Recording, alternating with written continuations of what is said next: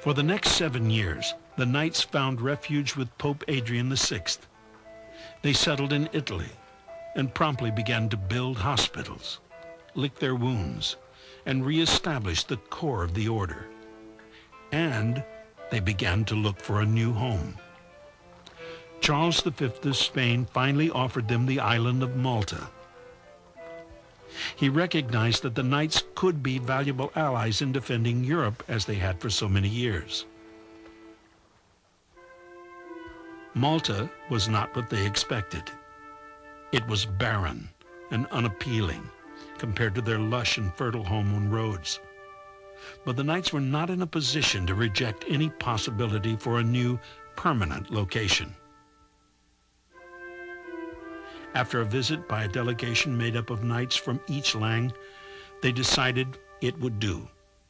Although more difficult to fortify than Rhodes and lacking some of its charm, the island was, in fact, a perfect strategic base. Malta's openness would prove an excellent defense against sneak attack.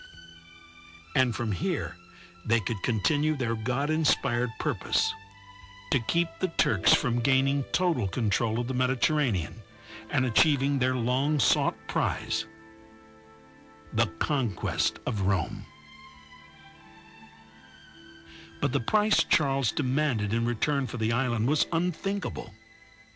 The knights were to swear allegiance to Spain, and for the French knights, that was unacceptable. More importantly, it might force the knights to break their long vow not to take sides in a war between two Christian nations. So after much internal debate, they brazenly rejected Charles's proposal, and in return offered him the choice of either a holy mass in his name each year or the yearly gift of a royal falcon on All Saints' Day. Charles's answer was to take the falcon. The knights set sail for Malta in 1530 and once again took up their duty as the foremost outpost standing between Christian Europe and the Turks of the Ottoman Empire. Suleiman was now obsessed with capturing the heart of Christendom, but the European princes continued to bicker with each other as they had through the centuries, rather than readying themselves for the coming onslaught. The knights, however, wasted no time in preparing.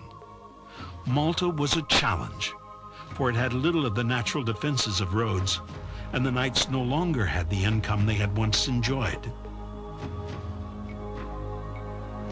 The world had changed in the 16th century, and the growth of Protestantism had severed many ties to their historic holdings in Europe.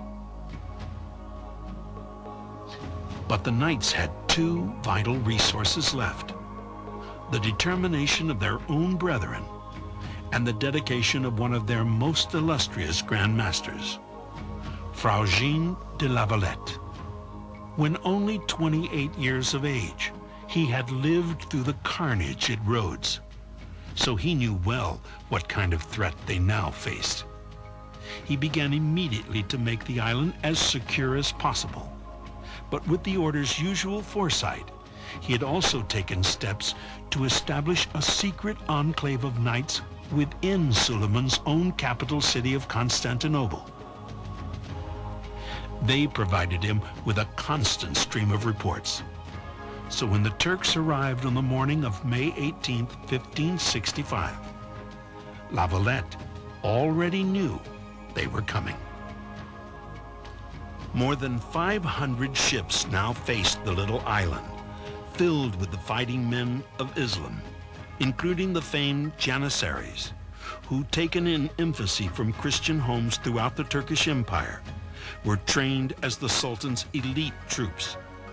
Against them, La Valette had 470 knights, 1,600 Spanish and Italian mercenaries, and about 5,000 Maltese militia. The Turks began their assault on Fort St. Elmo to neutralize the fortress and gain entry into the main harbors.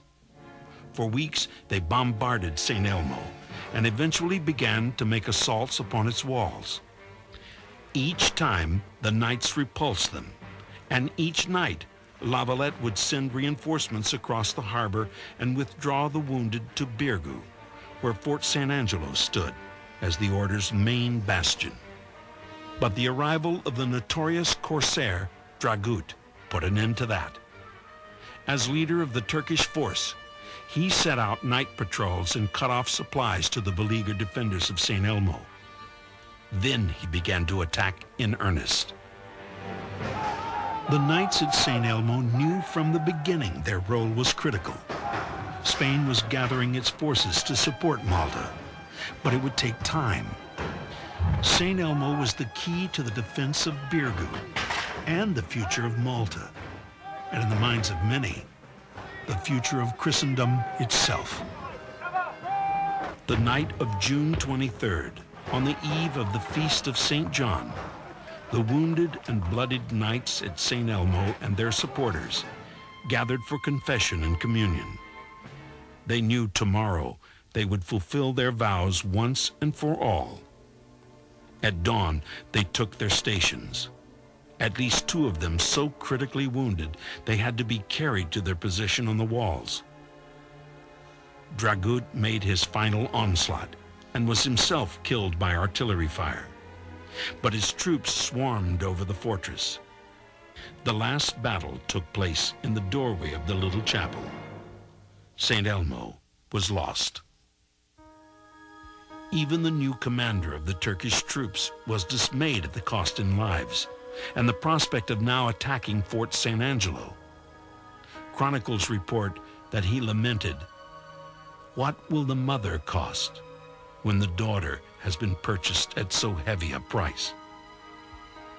To demoralize the defenders, he nailed some of the decapitated bodies of the captured knights to wooden crosses and floated them across the harbor. But the defenders of Fort St. Elmo had bought time for the island. For the next 2 months, the other forts would hold out, thanks to the desperate valor of the order and the courage of the Maltese. In support of the knights, the Maltese risked everything. There would be no surrender, as at Rhodes. Finally, September 7th, as the defenders neared their last gasp, the Spanish fleet broke through the Turkish blockade and landed reinforcements. The feat threw panic into the Turks, who overestimated the Spanish strength. By the time the Muslim commander realized it, his troops were in complete retreat. The great Ottoman Empire had failed to take the little island of Malta. And the joy celebrated in the streets of Malta that night echoes down to us through the centuries.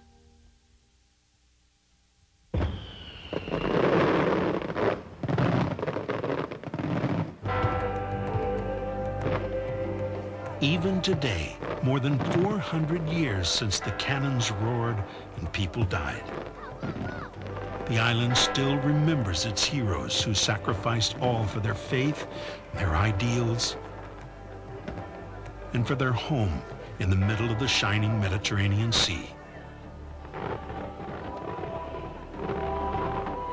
Each year, this festa, or Feast of St. John, is specifically dedicated to the Knights of Malta.